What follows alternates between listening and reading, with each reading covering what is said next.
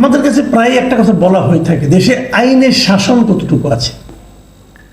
আমরা প্রায় অভিযোগ তুলে থাকি এই যে দেশ এখন একটা মব তন্ত্র দ্বারা নিয়ন্ত্রিত হচ্ছে।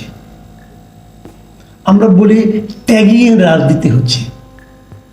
এ কথাগুলো আসলে বাস্তবতার সঙ্গে কতটুকু সঙ্গতিপূর্ণ, এই আলোচনাটা আজকে আমি একটু করতে চাই। আওয়ামী লীগ সরকারের পতন হলো এবং যখন আওয়ামী লীগের শীর্ষ নেতারা সবাই দেশ ছেড়ে পালালেন কাপুরুষের মতো, তারপর এই ভবনটা লুণ্ঠন হয়েছে, ভাঙচুর হয়েছে, দীর্ঘদিন পড়েছিল, জনগণের ক্ষোভ এখানে যুক্ত হয়েছে।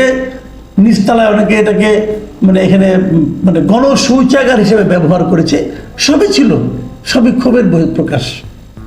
কিন্তু গত বুধবার দেখা গেছে এই ভবনটাকে পরিষ্কার পরিচ্ছন্ন করা হচ্ছে। কিছু লোক ভবনটাকে অলরেডি তারা 2 তলা পর্যন্ত পরিষ্কার করে ফেলেছে, 3 তলা পরিষ্কার পরিচ্ছন্ন। বুধবারটা বৃহস্পতিবারে বিভিন্ন পত্রপত্রিকার রিপোর্টার গিয়েছেন এখানে খোঁজখবর নেওয়ার জন্য, কারা করছেন, কিন্তু তারা কোনো সন্ধান করতে পারে না।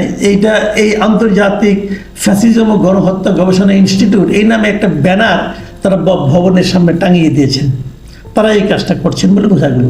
ভবনের সামনে কয়েকজন লোক প্লাস্টিকের চেয়ার নিয়ে 10-12 জন লোক বসেছিলেন।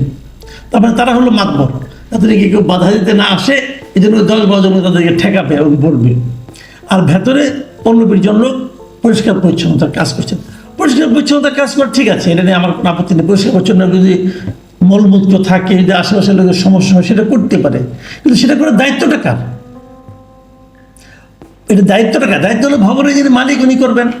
যদি ভবনের মালিক না করেন, যদি সেখানকার এই দুর্গন্ধের কারণে আশেপাশের লোকের সমস্যা হয়, তাহলে সরকার করবে, অথবা এই আশেপাশের লোক মিলে একটা কমিটি করে এটা পরিষ্কার করবে। একটা সিস্টেম তো থাকবে। এরা কারা? এই ভুইফোর সংগঠন করতে গেল, এই সব ওদেরকে সামনে যে 10-12 জন ছিল, ওদেরকে জিজ্ঞাসা করা হয়েছিল যে ভাই আপনারা কারা, আপনাদের সংগঠনের নেতা কারা? তারা তাও বলতে পারেনি। তাহলে তারা কি করবে, কেন করবে? প্রথম আলোর রিপোর্টে আমি দেখলাম, প্রথম আলোর থেকে জিজ্ঞাসা করেছিল আপনারা এটাতে কি করবেন, কি করতে চান আসলে। তখন তারা বলেছিল যে পুরো ভবনটি পরিষ্কার পরিচ্ছন্ন করার পর বৈষম্য বিরোধী ছাত্র আন্দোলনে যারা যুক্ত ছিলেন তাদের হাতে তুলে দেওয়া হবে। কেন? বৈষম্য বিরোধী ছাত্র আন্দোলনে যারা জড়িত ছিলেন তাদের হাতে এটা তুলে দেওয়ার আপনি কে? আপনি কি এটা ওনার? এটা আপনি কিনেছেন? এটা তো একটা প্রপার্টি, একটা সম্পত্তি। এটার কেউ না কেউ মালিক আছে, এর একটা দলিল আছে। এই দলিলটা কারো না কারো কাছে বিলং করে। তো আপনি কে হে? আর আপনি যাদের তুলে দিবেন তারাই বা কে এই ভবনের মালিকানা দাবি করার? আর যদি তারা দাবি করতে চায় তাহলে তারা সামনে আসবে। তারা কেন এই সংগঠনকে, এই ভুইফোর সংগঠনকে এখানে পাঠাচ্ছে? কেন? এটা কি এভাবে কি করা যায়?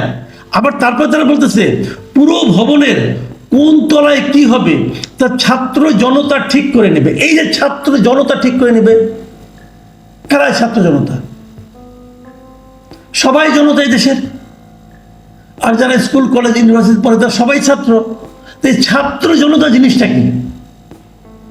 ছাত্র জনতা জিনিস হলো যে কেউ কিছু করতে এলে, কেউ কোনো প্রতিবাদ করতে এলে, কেউ কোনো অন্যায় করছি দেখে তারা যদি বলে কেন অন্যায় করছেন, তখন তাদের একটা অজুহাত, আমরা ছাত্র জনতা। আমি ছাত্র জনতা, তবে আমি সব কিছুই করতে পারি। সবাই তো জনতা, তাহলে থানা পুলিশের লাগে না। কোনো অন্যায় হবে, ধরতে গেলেন, বলো আমি ছাত্র জনতা, আমরা ঠিক করে দেব। ভাই চলছেটা কি?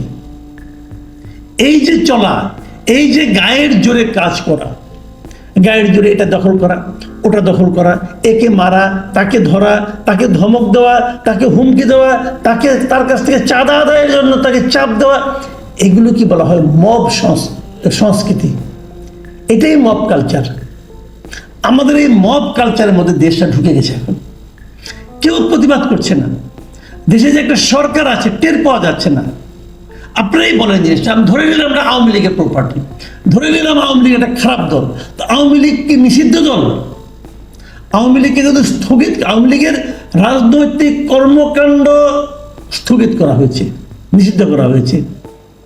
রাজনৈতিক কর্মচারীরা রাজনীতি করতে পারবে না, মিছিল করবে না, মিটিং করবে না, জনসমাবেশ করতে পারবে না, কোনো বিবৃতি দিতে পারবে না, সব ঠিক আছে। তাদের ঘর থেকে উচ্ছেদ করবেন, তার অফিস ভেঙে দেবেন, এই ভাগাভাগি কিন্তু গত 1 বছর ধরেই চলছে। দেশের কোনো জায়গায় আওয়ামী লীগের অফিস আপনারা পাবেন না, সব ভেঙে দেওয়া হয়েছে। তো ওইগুলো তো কারো না কারো সম্পত্তির উপর ছিল, জবরদখল করা হয়েছে। আপনি কীভাবে জবরদখল করেন? ওই সম্পত্তির তো একটা মালিক আছে।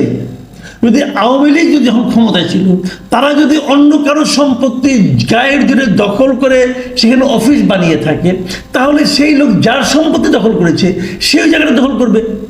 কিন্তু সেখানে তো আপনি একটা অন্য কোনো যে ছাত্র জনতা, তৌহিদি জনতা, অথবা বৈষম্য বিরোধী জনতা, অথবা ফ্যাসিবাদ গণহত্যা গবেষণা ইনস্টিটিউট, এইরকম একটা সাইনবোর্ড টানিয়ে তো আপনি দখল করতে পারেন না।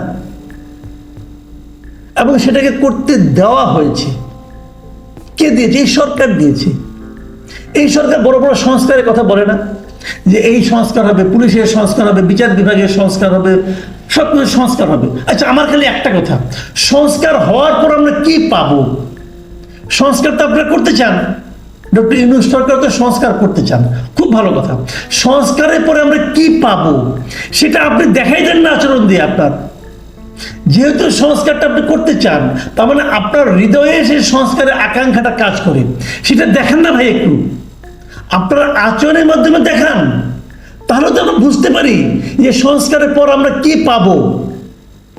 আপনি যা দেখাচ্ছেন, ডক্টর ইউনূসের হাতে যে ক্ষমতা এখন আছে, হাসিনার হাতে যে ক্ষমতা ছিল, ডক্টর ইউনূসের হাতে সেই ক্ষমতায় আছে, এবং ডক্টর ইউনূস সেই ক্ষমতা মহা আনন্দে ব্যবহার করছেন। তারা কারো কাছে কোনো জবাবদিহি করছেন না। তাহলে পার্থক্যটা কি হলো? তাহলে আপনি কোন সংস্কার করবেন সেটা তো আমরা বুঝতে পারছি না। মুখে মুখে বললে হবে? আপনি আপনার আচরণ দিয়ে দেখিয়ে দেন যে আমরা এই কাজটা করতে চাই, সেটা তো বুঝতে পারছি না। গায়ের জোরে সব হচ্ছে, যা ইচ্ছা তা হচ্ছে। একটা ভবন আমি দখল করে ফেললাম, আমার ইচ্ছা, কারণ আমার হাতে বুকের মধ্যে লেখা আছে যে ছাত্র জনতা। আপনারা নিশ্চয়ই একটা হিন্দি মুভি ছিল পিকে, মনে আছে নিশ্চয়ই আপনাদের?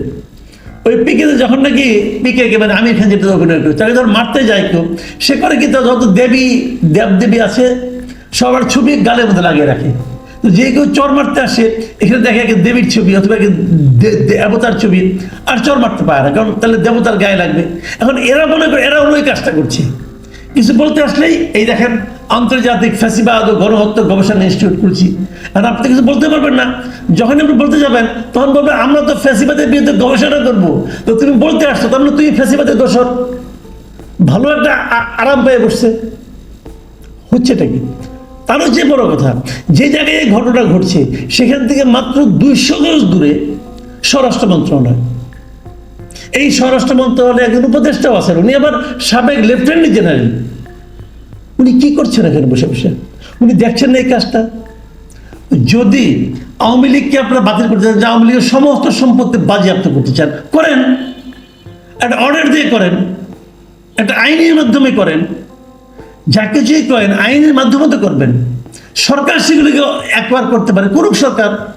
কিন্তু এইটা থেকে এলো ভুইফোর সংগঠন, যার কোনো মালিক নাই, যার কোনো নেতা নাই, যার কোনো কর্মকর্তা নাই, দিয়ে দিল কি সাইনবোর্ড, ওই যেরকম গালের মধ্যে, 2 গালের মধ্যে, এক গালে গণেশ, আরেক গালে আপনার ছবি লাগায় রাখলাম, আর হয়ে গেল। শিবের ছবি লাগায় রাখলাম, আর হয়ে গেল।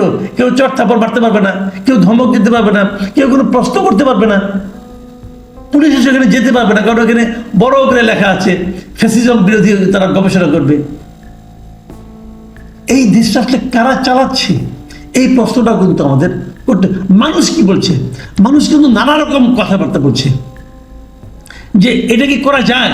আবার এর মধ্যে কিছু অন্যরকম চিন্তার মানুষ আছে। কিন্তু দেখলাম কেউ কেউ বলতেছে এটা আসলে কোনো ফ্যাসিজম বিরোধী কোনো সংগঠন না, এটা আসলে আওয়ামী লীগের লোকজনই করতেছে, তারা ওই ব্যানার লাগিয়ে ভবনটাকে পরিষ্কার করতেছে। হতে পারে, এটাও আমি জানি না। কিন্তু প্রশ্নটা হলো, দেশে কি কোনো অভিভাবক নেই? কেউ কেউগুলো দেখবে না? যদি সরকারকে নিতে হয় তারা নিয়ে নেয়। আমি গেলে একটা কথা বলে শেষ করবো।